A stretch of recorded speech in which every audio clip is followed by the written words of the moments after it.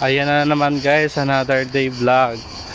Ay ito, magjo-duty na naman tayo para meron naman matargetan yung silent atake. Iba talaga siya. Ako nagpapakahirap ako dito, tapos siya isang higlap lang makukuha niya lahat. Iba talaga yung atake niya. Grabe. Biruin mo, 100 euro. Nung una inayahan ko lang tapos umulit ng umulit. Akala niya di ko malalaman kung nababawas o nawawala yung mga pera ko.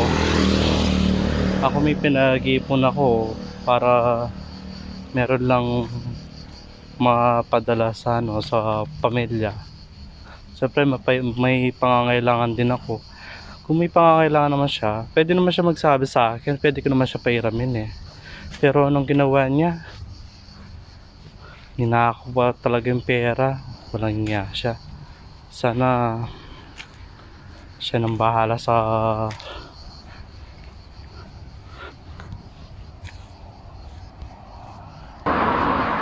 sana lang nakatulog siya ng maayos sa mga ginagawa niya. Sa bagay, sanay naman siya sa mga ginagawa niya, 'di ba? Baka hindi lang siya makati sa kamay, baka makati pa sa iba. 'Di ba natin na lang.